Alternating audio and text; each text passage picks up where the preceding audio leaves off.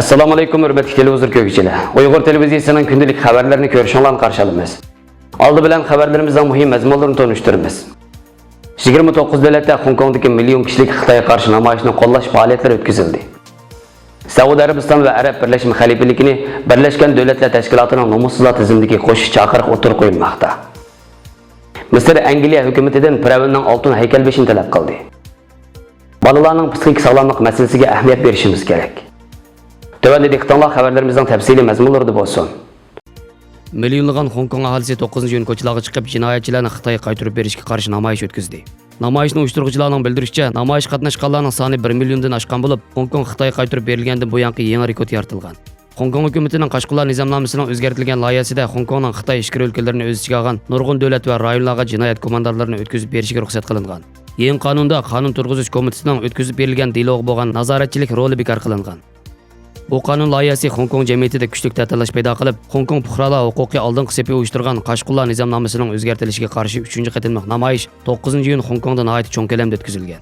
Bu qonun loyihasini keskin tanqid qilgan Hong Kong qonun sohasidagi vakillarning qarashicha, bu Hong Kong adliya sistemasiga bo'lgan bir qatimliq egri xiris ekan. Qonun turg'izish komiteti bu qonun loyihasiga 12-iyun 2-qatim qarab chiqadigan bo'lib, kishilar Qashqalar nizomnomasining Hong Kongni bir davlatda ikki xil tuzum bo'lishdan Xitoy ishgir o'lkasiga aylantirib qo'yishidan ansirgan.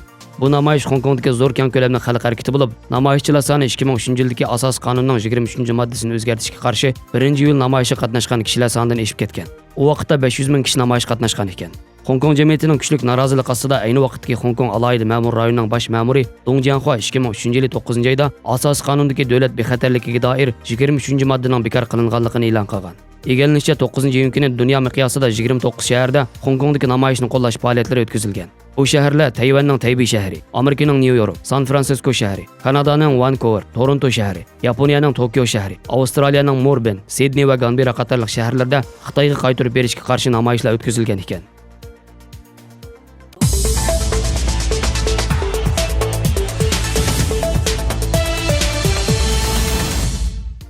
Erkin Asiya radiosi xabarida Birlashgan Davlatlar Tashkiloti har yili o'smir bolalarga zo'rlik kuch ishlatgan davlatlar va qurolli guruhlardan nomussizlar tizimligi turg'izilgan bo'lib, bosh kotib Antonio Guterres yaqinda bu tizimlikni e'lon qildi ekan.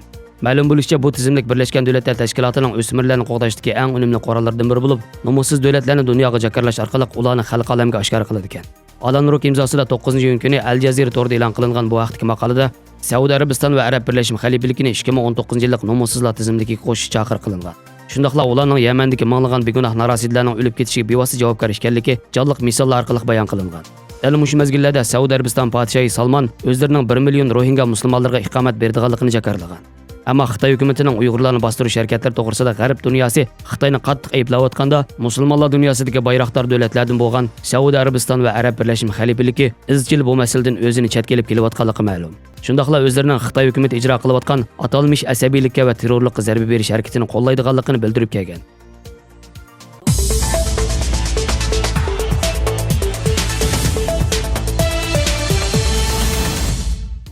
Misr hukumati Angliyaga milodidan burunqi 1325-1330-yillar hukm surgan Firavn Dodin Hamunning oltin haykalbeshi uchun iyul oyida o'tkazilgan kim ortiq sodisini to'xtatish to'g'riliq chaqiriqda bo'ldi.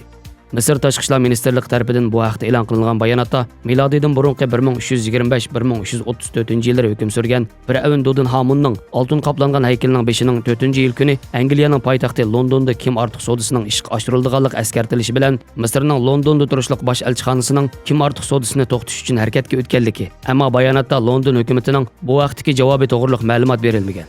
Bu vaqtda kim ortiq sodisi markazi Birlashgan Davlatlar Tashkiloti, Birlashgan Davlatlar Tashkiloti Fan ma'arif va madaniyat tashkiloti bilan aloqa o'rnatilganligi bildirilgan bayonotda mavjud qonun belgilamalar doirasida mazkur tarixiy yodgorlikning Misrga taalluq ekanligi ta'kidlangan.